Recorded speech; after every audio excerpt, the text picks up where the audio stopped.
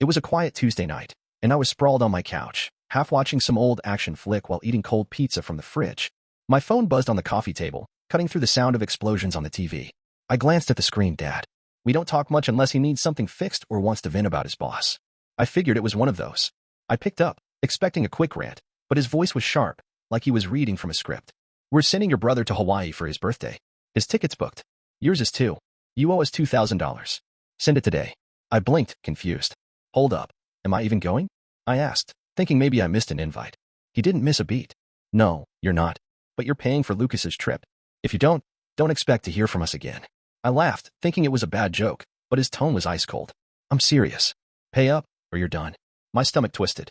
I'd been the family's go-to guy forever, fixing cars, covering bills, but this? Demanding $2,000 for a trip I wasn't invited to? That hit different. I told him, save your breath. I'm not doing it. He hung up without another word. I sat there, staring at my phone, feeling like I'd just been punched. My birthday was 3 weeks ago. Not a single call, text, or even a stupid emoji from anyone in the family. And now this? I scrolled through our family group chat. Nothing but random memes and Lucas posting about his new sneakers. No mention of Hawaii, no invite, nothing. It's like I only exist when they need cash. I've always been the one to step up. When Lucas totaled his bike, I paid for the repairs. When Mom needed groceries after Dad's hours got cut, I sent money. Never got paid back. I thought maybe they'd notice me if I kept helping. But tonight, something snapped. I wasn't just hurt, I was done. I started digging through my phone, pulling up every PayPal, every bank transfer, every time I bailed them out. The numbers added up fast, and so did my anger. I wasn't gonna let this slide. Not this time. The next morning, I woke up feeling like I'd been hit by a truck. That call from Dad kept replaying in my head, his voice cold as steel, telling me to pay or get cut off. I made coffee, trying to shake it off, but my phone was already lighting up. Mom called first. I let it ring. Then Lucas, my brother, tried. I ignored that too. By noon, I had a stack of missed calls and texts. I put my phone on silent and started digging deeper into my financial apps, PayPal, Zelle, my bank statements. I pulled up every transaction where I'd covered for the family. There was the time I paid Lucas's phone bill when he forgot, or when I sent Dad cash for car repairs after he blew his paycheck on some new TV. It wasn't just a few bucks here and there, it added up to thousands over the years. Seeing it all laid out made my blood boil. I started a spreadsheet, listing every payment, every date, every reason. It was like a map of how much I'd been used. Around 2, Mom texted again. Lucas is counting on this trip. You need to send the money. I didn't reply. Then Dad called, his voice sharper this time. You've got until tonight, or you're out of this family for good. Lucas texted next, whining about how his big birthday trip was in jeopardy and how I was ruining everything. I fired back, asking why nobody bothered to call me on my birthday. He just said, I forgot. Okay? I'm not good with dates. No sorry, no nothing. That's when I decided to push back. I sent a screenshot of my spreadsheet to the family group chat, not the whole thing, just enough to show I wasn't bluffing. Maybe it's time everyone pays their own way, I wrote. The chat went dead. Then Mom called again. I didn't pick up. I heard a car pull up outside my apartment. It was Dad, looking furious. I met him at the door, and he tried to barge in, yelling about loyalty and how I owed them. I held my ground, said I wasn't paying for a trip I wasn't invited to, especially after they ignored my birthday. He grabbed for my phone, like he thought he could make me send the money right there. I pulled back, and he swung at the air, hitting the door instead. I told him to leave. He cursed, stormed off, and peeled out of the parking lot. I stood there, heart pounding, knowing this wasn't over. But I wasn't backing down. I barely slept after Dad's driveway meltdown. My phone kept buzzing, so I turned it off and tried to focus on something else, cleaned my kitchen, played some video games, anything to keep my mind busy. By morning, I couldn't avoid it anymore. I powered my phone back on, and it exploded with notifications, texts, voicemails, even emails from family I haven't seen since last Thanksgiving. My cousin Derek was the first to text, asking what the hell was going on. Apparently, Mom called his mom at dawn, crying about how I'd torn the family apart. I didn't reply. Then Lucas posted on social media, some vague nonsense about family letting you down, with a sad emoji and a beach photo. His friends were all over it, commenting stuff like, you don't deserve this, bro. Nobody mentioned me, but I knew who the villain was supposed to be. Around 10, I got a bank alert. Someone tried to use my old debit card, the one Mom borrowed once for emergencies. They tried booking a flight. I called the bank, froze the card, and reported it as fraud. My hands were shaking as I hung up. I texted Mom, try that again, and I'm calling the cops. No response. I went back to my spreadsheet, adding more details every time I'd paid for Lucas's mistakes or Dad's bad decisions. The total was over $5,000 in 3 years. I emailed the whole thing to the extended family, uncles, aunts, even cousins who always preached family first at reunions. I attached screenshots of the group chat, including Dad's ultimatum. This is what you've all ignored, I wrote. I'm done being the bank. By noon, the family group chat was chaos. Aunt Clara was begging everyone to calm down. Uncle Mike said I was acting like a spoiled kid. But my cousin Sarah, who's usually quiet, texted me privately. I had no idea they were doing this. You don't deserve it. That felt good, but it didn't fix the pit in my stomach. Then Mom showed up at my apartment, eyes red, voice shaky. She didn't knock, just pounded on the door. I let her in, but kept my distance. She started with, "You're breaking your father's heart. Lucas is devastated." I cut her off, said I wasn't paying for anything, and if they kept trying to use my card, I'd take it further. She called me selfish, then left, slamming the door so hard my neighbor texted to check if I was okay. I sat down, staring at the spreadsheet, wondering if I'd gone too far. But I wasn't turning back now. The next day felt like I'd stepped into a soap opera. My phone was a war zone, texts, calls, even a voicemail from my grandma, who only calls when someone's dying. I ignored most of it, but curiosity got me, so I checked the family group chat. It was a mess. Aunt Clara was posting about keeping the peace, while Uncle Mike was blaming me for stirring up drama. Lucas, meanwhile, was on social media, sharing cryptic posts about trust being broken with palm tree emojis. His followers ate it up, leaving comments like, "Stay strong, man." I wasn't tagged, but it was obvious who he meant. Then I got another bank alert. Someone tried my frozen debit card again, this time for a hotel booking. I called the bank, confirmed the fraud, and got a new card issued. I texted Mom, "One more time, and I'm pressing charges." She didn't reply. I added more to my spreadsheet. Every payment I'd made for the family, from Lucas's parking tickets to Mom's emergency shopping sprees. The total was pushing $6,000. I sent an updated version to the extended family, with a note, "This is what I've carried. I'm done." The group chat exploded again. My cousin Derek called, saying Mom was crying to everyone, claiming I'd ruined Lucas's birthday. I told him the truth, how they ignored my birthday, then demanded $2,000 for a trip I wasn't invited to. He went quiet, then said, "Man, that's messed up." It felt good to hear, but it didn't fix much. Around 3, Lucas showed up at my apartment, unannounced. He didn't knock, just banged on the door like he owned the place. I opened it, and he stormed in, yelling about how I'd wrecked his big day. "You're so selfish," he shouted, pacing my living room. I stayed calm, told him to sit, but he wouldn't. He tried to grab my laptop bag, like he thought my wallet was in there. I blocked him, said, "Get out, or I'm calling the cops." He called me a jerk, said I was jealous of him, then left, slamming the door so hard my neighbor poked her head out. By evening, Mom called again, begging me to fix this for Lucas's sake. I said, "I'm not your ATM." She hung up, crying. The group chat was now a full-on battle, with some cousins siding with me, others saying I was too harsh. I didn't care. I was done playing the family's fix-it guy, but I knew they'd try something else soon. I woke up to my phone vibrating like it was possessed. Overnight, I had over 40 notifications, texts, voicemails, even a random email from a family friend I hadn't seen in years. The family group chat was a battlefield. Aunt Clara was pleading for everyone to act like adults, while Uncle Mike posted a long rant about how I was disrespecting the family legacy. Lucas, meanwhile, was on social media again, sharing a sob story about broken promises with a sunset filter. His followers were commenting, "You're better than this drama, King." I wasn't named, but I knew I was the target.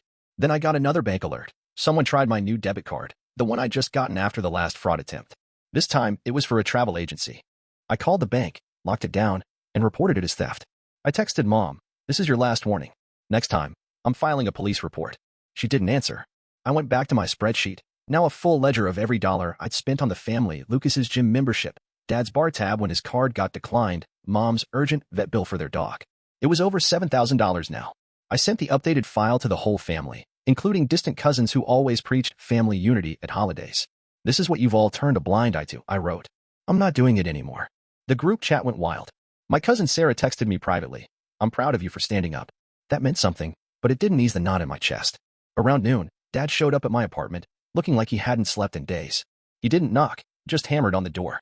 I opened it a crack, and he started yelling about how I was killing the family and how Lucas was heartbroken. I stayed calm, said, "You ignored my birthday," then tried to blackmail me for $2,000. "I'm done." He tried to push past me, but I held the door firm.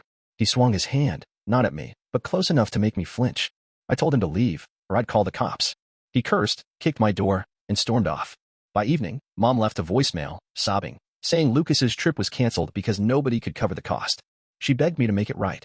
I deleted it. The family chat was now split. Some blamed me, others started questioning Dad and Mom. I didn't care who was right. I was done being their cash machine. I knew they'd try one more move, and I was ready. The chaos didn't let up. My phone was a ticking bomb, texts from cousins I barely knew, voicemails from Mom pleading for me to stop this madness, and even a message from my old high school buddy, Nate, who heard about the drama through the family grapevine. The group chat was a circus. Aunt Clara posted Bible verses about forgiveness, while Uncle Mike called me a disgrace. Lucas kept the social media pity party going, posting a black and white photo of himself staring at the ocean, captioned, "Sometimes family hurts the most." His followers were eating it up, leaving heart emojis and "you're so strong" comments. I wasn't mentioned, but the subtext was clear. Then, another bank alert hit. Someone tried my new card again, this time for a rental car. I called the bank, canceled the card entirely, and filed a fraud report. I texted Mom and Dad, "This is theft. One more try, and I'm pressing charges." No reply. I updated my spreadsheet. Now at $8,000 over 4 years, Lucas's concert tickets, Mom's emergency spa day, Dad's gambling debts. I sent it to the family email list again, adding, "I'm not your wallet. Handle your own problems." The group chat erupted. My cousin Sarah called, saying she was sorry for how they treated me and that she'd talked to Grandma about it. That felt like a small win, but it didn't undo the years of being the family's doormat. Around 4, Grandma called. "She's the one person I can't ignore. She raised me half the time when Mom and Dad were too busy." Her voice was soft, tired. "You're hurt. I get it," she said. "But this is tearing everyone apart. Can't you talk to them?" I told her I was done talking until they owned up to using me. She sighed, said she'd pray for us, and hung up. Then Lucas showed up again, this time with Mom. They banged on my door like they were serving a warrant. I opened it, and Lucas started shouting, saying I'd ruined his life, his birthday, everything.